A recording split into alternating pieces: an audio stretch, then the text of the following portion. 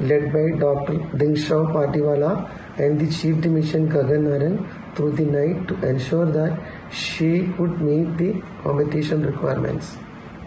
Wrestlers usually participate in a weight category less than their natural weight. It gives them an advantage since they are fighting with less stronger opponents. The process of weight cut prior to the weight in the morning involves a calculated restriction of food and water, and besides this the athlete needs to sweat, and that sweating is done with sauna and with exercise. Now this weight cut has the benefit of putting you into a lighter weight category but does cause weakness and energy depletion, and this is counterproductive to participation. So most wrestlers will thereafter go in for some amount of energy restoration with limited water and high energy foods, and these are usually given after the weigh in. The calculation from the nutritionist which is done is athlete specific, and Vinesh's nutritionist felt that the usual amount that she takes is about 1.5 kilograms totally over the day, which gives enough energy for the bouts.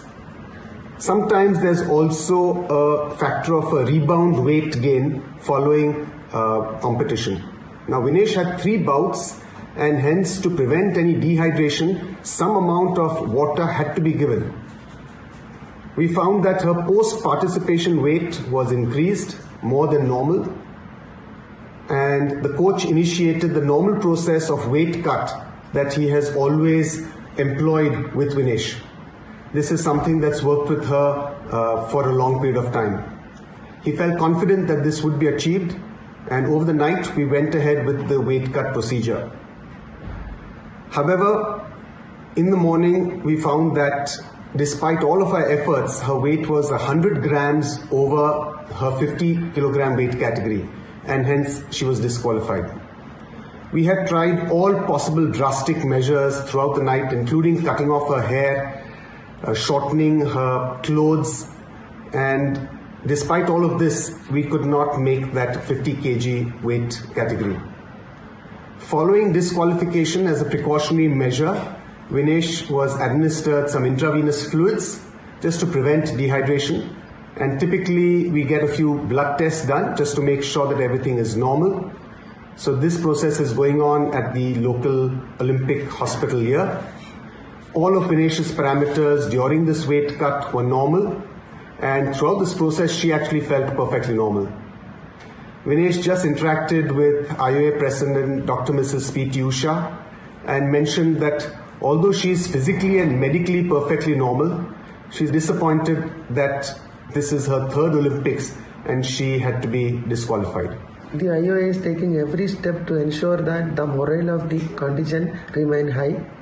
We are sure all Indians will stand with Vinesh and the entire Indian contingent. All right, we've got to discuss this further. We do have our guest joining us at this moment, and Gaurav Gupta is with us, so we're going to go to Gaurav in just a bit. Hi Gaurav, we're just going to come to you right after we play out a reaction that we are getting in from our correspondent on the ground. Rika Roy is joining us, so just hold on a bit and we'll be back with you. Let's quickly go across to Rika Roy. And Rika, you're joining in from Paris. Give us more details about the kind of questions that are being asked about what went wrong. There will be a lot of questions raised on the support staff, on the ecosystem, but at the end of the day, we really have to see what happens.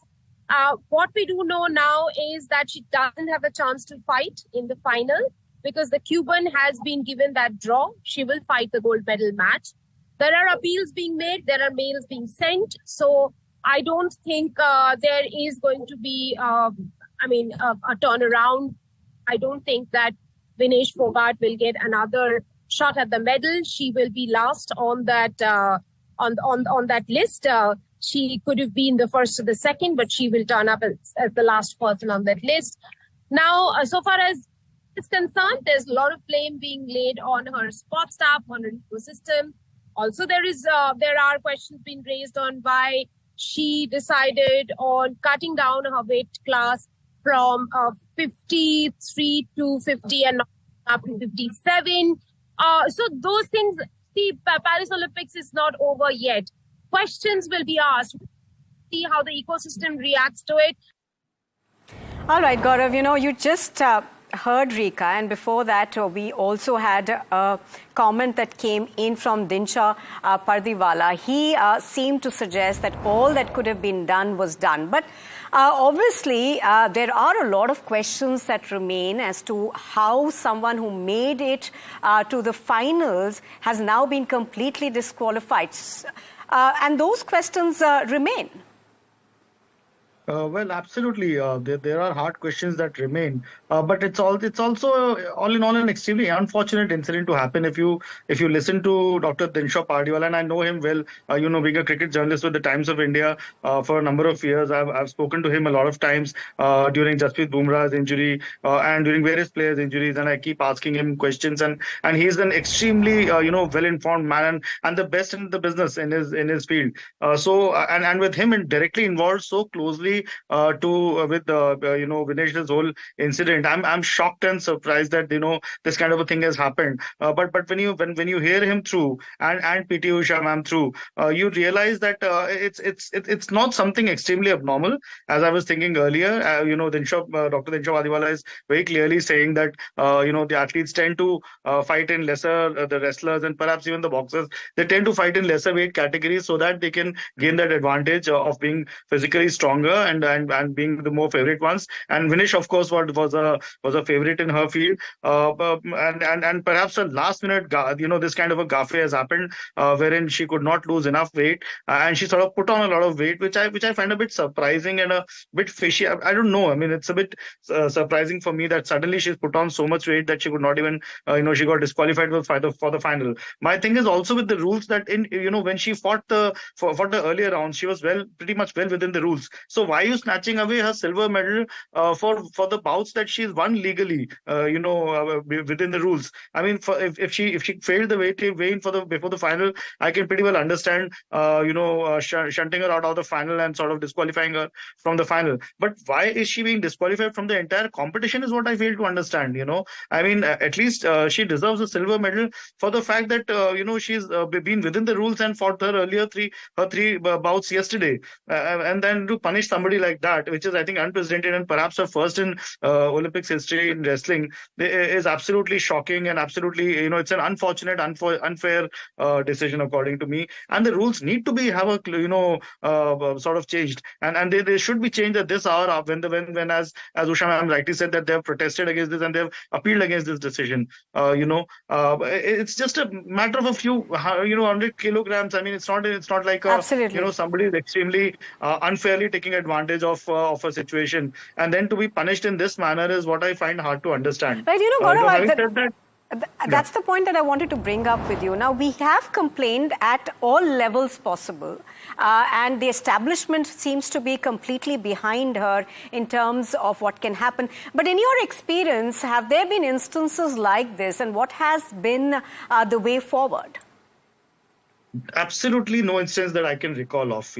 I have covered so much of sports and in my at least 20-year career, I've never seen something like this or heard something like this. That's why I could not believe my ears when I heard it in the morning, and then when I read it on social media, I was like, this has to be a fake news alarm. It has to be some fake news going around on WhatsApp or stuff like that. I just could not believe it. That and I just can't understand. There should be a proper weigh-in before the tournament, and once the athlete clears that, then that's it. That issue should be sorted with. This whole weighing in before every match is what I fail to understand. This is ridiculous. I mean, there should be one weigh-in before the competition, and when you qualify for that competition on that weight category, once you've cleared the weigh-in, then that should stand true. I mean, these bouts are taking place over a course of practically 24 hours. Yesterday she had three bouts, and today she would have played in the final. And in this, if you keep taking a weight after every game, and in between she's supposed to consume energy bars and stuff so that her weight doesn't sort of fall too much, then I don't know where is this sport heading. I mean, where what sort of rules are these? Gaurav, It's extremely unprecedented. absolutely. Gaurav, one final question to you. Obviously, this is something that's going to play on her mentally, not just her, on the rest of the Indian contingent.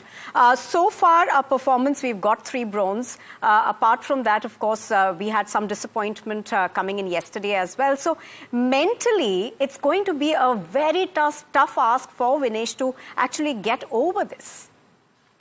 I can completely understand that it's going to be extremely difficult for her to. She's already gone through a lot, poor thing, with all the controversy, all the protests that happened, and then the government not doing nothing but continuing with Bhushhan and sort of supporting him tacitly, and then she's been at the forefront of that whole protest movement, that whole revolution to throw him out of WFI for alleged sexual harassment charges, and after that she underwent a surgery for ACL.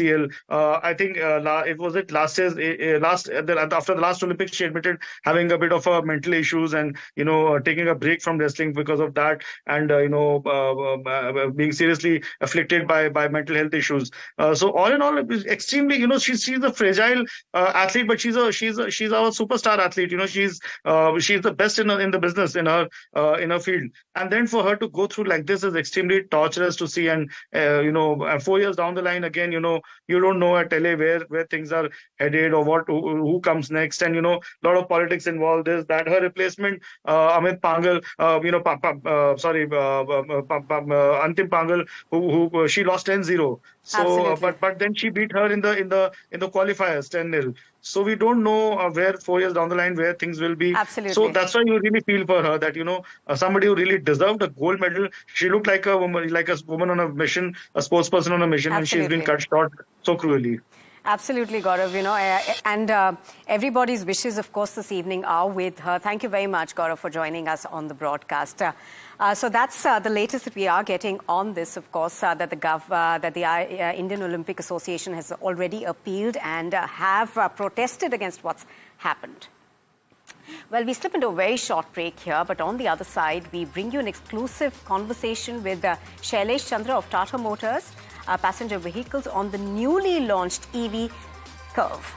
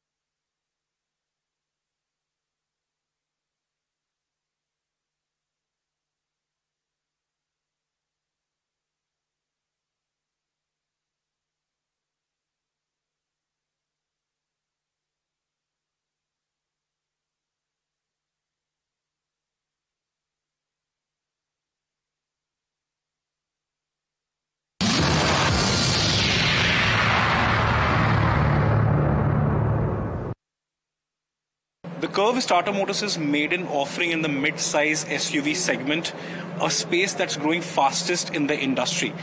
On top of that, Tata Motors has taken a bold bet and launched the EV variant of the car first, which will be followed by an ICE later. To talk to us more about the strategy and about the car itself, we have Shailesh Chandra, the MD of Tata Motors passenger vehicles business. Mr. Chandra, welcome to NDTV Profit. Thank you, my pleasure. So, why is it there an EV first and not ICE? Let's address that first. Yeah, see, first let me talk about the Curvv, because you mentioned about we entering a very congested segment. And actually, that exactly was the thought process when we were conceptualizing what kind of product we should launch in the mid SUV segment if we have to really enter this. And rationally, you have given that it is the fastest growing segment, so it made sense for us to launch a product. And that the reason was simple, that globally we were seeing that SUV coupe as a body style was growing in popularity, especially in the premium SUV segment, and typically you see that a premium SUV trend typically gets into the mainstream also.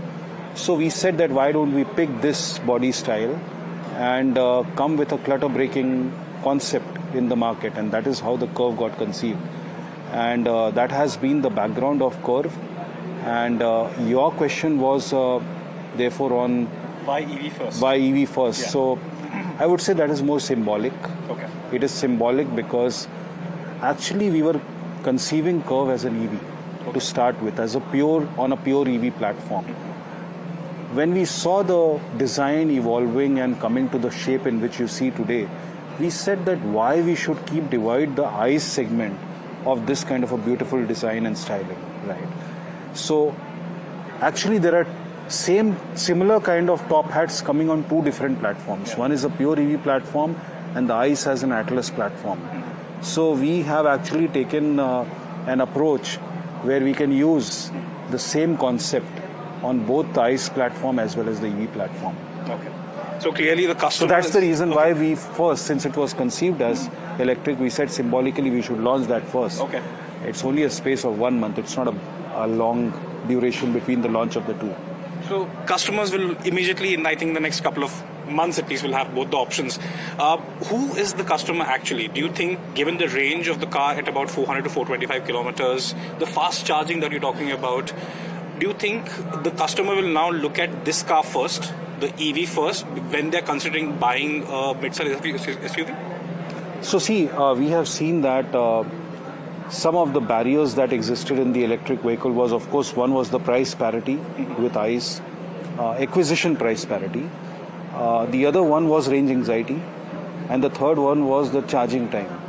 So you would have seen in the launch that we talked about all these three barriers and how those three barriers have been broken. Those are the three reasons why somebody who's preferring an ICE is not buying an EV, because of those three reasons. This car has now price parity with an automatic petrol, right? As when you go to the on-road price, this does 400 kilometer plus 400 to 425 kilometer real range, right? And therefore, we have seen that 85% of the drives, intercity drives in India, is less than 400 kilometers. So therefore, you would not even worry for a charging station in between your intercity drive. That gives the complete freedom, because for cities, EV was a no-brainer, right? But when it came to full freedom of also going to intercity drives and all, now this has given that freedom. So it comes at a price parity, it comes at a range which takes away the range anxiety. Charging time also comes down with the new cell chemistry, and the charge rate that we are using, that also comes down. So I would believe that now actively an ICE automatic buyer in this segment would definitely consider EV, and therefore chance for conversion. Okay. So essentially you're saying that this can be the only car in the garage and the first car in the garage. It is true, because see, we have been studying for the last 5 years the trend. Recently we did a survey of about 10,000 customers, and we found that now those customers who have let go their ICE vehicle, first people used to buy EV and also keep their ICE vehicle, 36% of the customer, which is more than 1/3, have actually let go their ICE, which shows the growing confidence on the EV side. And 75% of the customers are using that as a primary vehicle. So when I see these two trends, And when I see some of the additional barriers which have been taken care of, people, with this kind of a car and some of the cars of high range that we are bringing, can absolutely live with only EV as their only car in the family. Okay. Does the Curvv at 17.49 lakh rupees come with the risk of cannibalization within the Tata family itself? The Punch, the Punch top end is about 16 lakh ex-showroom, if I'm not mistaken. The next one itself is around the same ballpark. So, will there be a risk of cannibalization? Will that force you to reduce the prices of the Punch as well as the Nexon EVs? I mean, that will also help in reducing the entry barrier for the EV adoption. See, when you see those overlaps, you are comparing an entry price of Curvv versus the top end price of some of the other ones. Some people go for features, some people go for just the range, right? So there will be different kind of customers. There is a difference in the price point of all these. Nexon, I would say, with the offers that are there in the market, it is at still a price difference of say 1.5, 2 lakh or so. So therefore there is clear price difference between that and Punch. If you see, the logical car which gets sold is around 13.5 to 14 lakh. So each of these products have their own space. There's a gravitation towards a certain size and a body style in the mind of the customer. A customer is very clear that I want this body style or I want this size of the car, depending on his own use case. So therefore I see that there will be always a bit of cannibalization, but not to the extent that it should worry us. We spoke about the Nexon and the Punch, both great successful models. You think, number one in the segments, so do you think the Curvv will do a repeat of the Nexon and Punch for you in the mid-size SUV space? That's the intention with which we have brought the product. Okay. But I know that even Punch and Nexon have grown in their volumes, unlike many Me Too products which do well and then stabilize or go down. Nexon, if you see the history of Nexon growth in terms of its volume and even Punch since the time of its launch, these kind of products, when you bring something new in the segment, grow over a period of time as more and more people start becoming familiar to that product. So I think this product has the power of continuously growing. And we'll have to see what will be the initial traction that we'll see. But I'm very confident that this will be liked if we have to go with the trends that we are seeing globally. Let's talk a bit about the charging infrastructure. You have collaborated with a lot of other charging players. Talk to us, is there still bottlenecks? Are there still challenges remaining which you need to address for that mass adoption that you're going for? I mean, you're incentivizing practically the EV space. See, one thing is that you give a range in the car that completely makes people forget that there is a need for a charging station in between, which I think this car does. But there are cars which do need, right? For example, a Punch or a Nexon might still need, a charger in between. So I do believe that on highways, the penetration of charging infra has to really go drastically up. And that's why we have gone for open collaboration and we are trying to work with various CPOs that if they are investing in charging infra, they should install the charger where it is really needed by the customer, because we have the telematics data, 4 billion kilometers of data to tell where the charger will be most useful. Which would also mean that for the charging infra player, it would also be a point of the best utilization, right? So therefore we are working with them. We are also representing ourselves to the government of how we can debottleneck the installation of charging, and I believe that in FAME 3 the government will also hopefully they will also focus a lot on charging infra growth, and therefore it's only a matter of a few years that we should be in a position that charging infra should start giving confidence to the customers that yes, when I move on these highways I see the chargers around me.